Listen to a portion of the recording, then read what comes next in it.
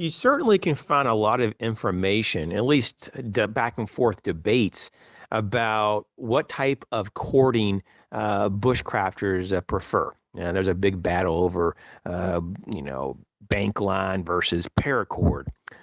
Even some people have debates about which type of tape is better. Is Duck brand duct tape better than Gorilla tape? And there's all these little back and forths, even about what type of knife is better than another, or machetes, or axes, and hatchets. But when it comes down to wire, there's really not much discussion, at least that I could find.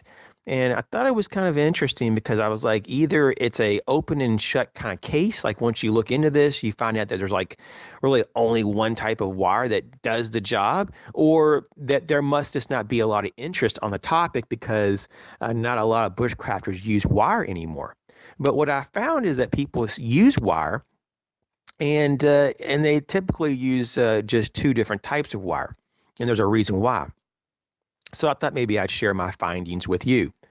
Now, what's interesting though is that the typical uses of wire revolve mainly, and this is just kind of like the cream of the crop from what I could find, snare wire traps, hand saws, also to build emergency shelters, to make tools, to repair tools and other gear, and to suspend pots, for example, over an open fire for cooking.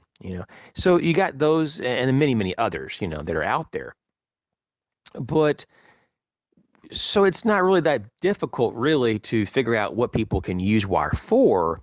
But it was a little more difficult at first to kind of get my hands around what kind of wire would you actually select to do those things, with. So I looked at tensile strength, which is the breaking point of the metal, and I looked at tin, aluminum, copper, brass, bronze, nickel, stainless steel, galvanized steel, high carbon steel, and I looked at the most common types of wire out there, which typically was tin, aluminum, copper, brass, stainless, and high carbon.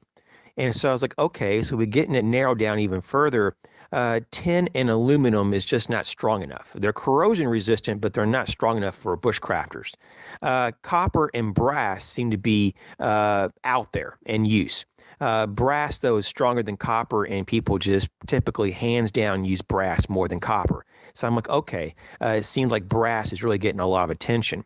Now, high carbon steel, though, it just seems like it rusts too quick, and you don't really see anyone using that. And so you got stainless left. Stainless steel is kind of in between brass and high carbon steel in terms of strength. It's definitely rust resistant. So you see a lot of people use stainless as well, especially for their snares. And I was like, okay, so the top two are brass and stainless steel. And that's what I came up with, is brass and stainless steel. And it typically is between 22 to 28 gauge. And I was like, man, that is actually quite interesting. So at least I now know kind of like what people use and why. That's some of the most usable gauges and the most usable materials because the stuff just lasts. The stuff is usable, and it's not very expensive, and it resists rust. So I thought maybe you would want to know about that. That brass and stainless steel is what the pros use, and I'm going to probably use a lot more of that myself in my kits.